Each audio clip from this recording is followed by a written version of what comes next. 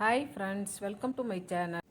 Hi friends, இப்போ டிஃபனுக்கு morning டிஃபனுக்கு சட்னிக்கு எடுத்து வச்சுருக்கேன். ஏன்னு பார்த்தீங்கன்னா குடமிளகாயில் தான் சட்னி அரைக்க போகிறேன். நிறைய விட்டமின் சி இருக்குது, நிறைய சத்துக்களும் இருக்குது உங்களுக்கு. அதனால் இன்றைக்கி காலையிலே கொஞ்சம் டிஃப்ரெண்ட்டாக சட்னி அரைக்கலான்ட்டு குடமிளகா எடுத்து வச்சுருக்கேன். 2 தக்காளி, பச்சை மிளகா அவங்கவுங்க காரத்துக்கு தகுந்த மாதிரி போட்டுங்க. பூண்டு ஒரு 5-6 பல், 2 வெங்காயம், உளுத்தம்பருப்பு, இது எல்லாத்தையுமே இது ட்ரை ரோஸ்ட் பண்ணிவிட்டு அது எண்ணெய் விட்டு வறுத்துட்டு அதுக்கப்புறம் இதெல்லாம் வதக்கிக்கலாம். தாளிக்கிறதுக்கு எப்பயும் போல் கடுகு, உளுத்தம்பருப்பு, கருவேப்பிலை, அவ்வளோதான். பெருங்காயம் வேணுன்னா கூட கொஞ்சம் போட்டுக்கலாம், மணமாக இருக்கும். இப்போ இது ஃபுல்லாக கட் பண்ணிவிட்டு ஒன்று ஒன்றா வதக்கிட்டு எப்படி குடமிளகா சட்னி அரைக்கிறதுன்னு பார்க்கலாம். இப்போ குடமிளகா சட்னி அரைக்கிறதுக்கு குடமிளகா, வெங்காயம், தக்காளி, பூண்டு, பச்சை மிளகா எல்லாமே எடுத்தாச்சு க்ளீன் பண்ணி. இப்போ உளுத்தம்பருப்பை கொஞ்சமாக எண்ணெய் விட்டு வறுத்துக்கலாம். ஒரு 2 ஸ்பூன் போல் உளுத்தம்பருப்பு எடுத்துருக்கேன். உளுத்தம்பருப்பு வறுத்து வச்சு போதும். இப்போ அதில் இன்னும் கொஞ்சம் எண்ணெய் விட்டு ஒன்று ஒன்றா வதக்கிடலாம். அப்படியே ஃபஸ்ட்டு குடமிளகாயை போட்டுக்கலாம். அது கூடயே அதுக்கு தேவையான பச்சை மிளகாயும் சுட்டு போட்டுக்கலாம். இதையும் நல்லா வதக்கி எடுத்துடலாம்.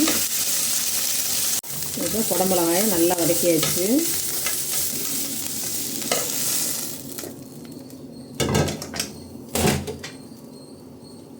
அப்படியே ஆற விட்டுறலாம்.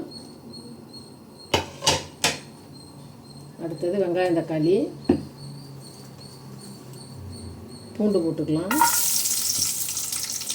அதுலேயே வெங்காயம் போட்டுக்கலாம்.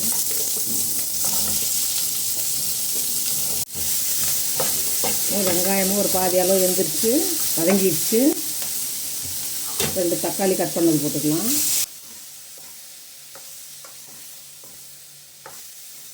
நல்லா வதங்கிடுச்சு. நல்லா கொஞ்சமாக கொத்தமல்லி போட்டுக்கலாம்.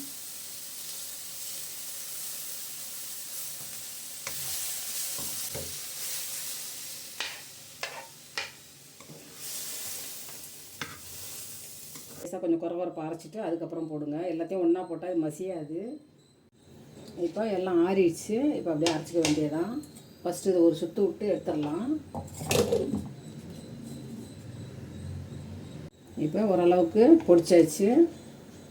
இப்போ எல்லாத்தையும் போட்டுக்கலாம். மிக்ஸி ஜார் எவ்வளோ பிடிக்குதோ அவ்வளோக்கு போட்டுக்கோங்க. 2 பார்ட்டாக கூட போட்டு அரைச்சிக்கலாம். இப்போ சட்னிக்கு தேவையான உப்பு போட்டுக்கலாம். இதுலேயே கொஞ்சம் புளி போட்டுக்கலாம். சின்ன ஒரு அரைநெல்லிக்காய் சைஸுக்கு புளியும் போட்டுக்கலாம்.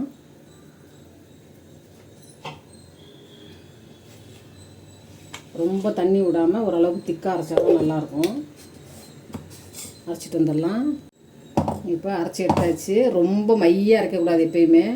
கொஞ்சம் நரன்னு கொஞ்சம் அரைச்சா தான் தொட்டு சாப்பிட்றதுக்கு நல்லாயிருக்கும். இல்லைன்னா ஏதோ மாவை கரைச்சி ஊற்றின மாதிரி இருக்கும். அப்படியே எந்த சட்னியாக இருந்தாலுமே, வெஜிடபிள்ஸாக இருந்தாலும் எதாக இருந்தாலுமே கொஞ்சம் நரன்னு கொஞ்சம் திப்பியாக லைட்டாக அரைச்சா தான் நல்லாயிருக்கும். இது ஒரு பவுலில் மாற்றிடலாம்.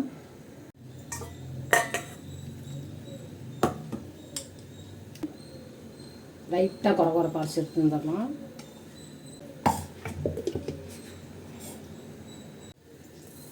இதுவும் அரைச்சாச்சு. இப்போ தாளிச்சிக்கலாம் சட்னியை. கடுகு, உளுத்தம்பருப்பு போட்டுக்கலாம்.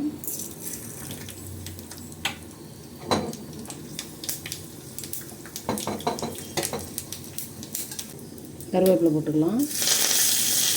கொஞ்சமாக பெருங்காயம் போட்டுக்கலாம்.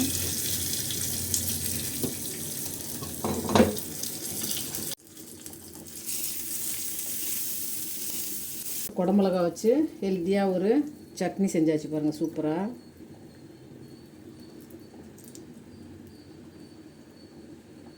குடமிளகாயோட சட்னி கொஞ்சம் டிஃப்ரெண்ட்டாகவும் இருக்கும். டேஸ்ட்டும் நல்லா வித்தியாசமாக இருக்கும். உங்களுக்கு கெட்டும் போகாது உங்களுக்கு. இப்போ நான் இது கொஞ்சம் தண்ணி விட்டு லேசாக லிக்விடாக அந்த மிக்ஸி ஜாரை கழுவி ஊற்றி கொஞ்சம் எடுக்கணும்.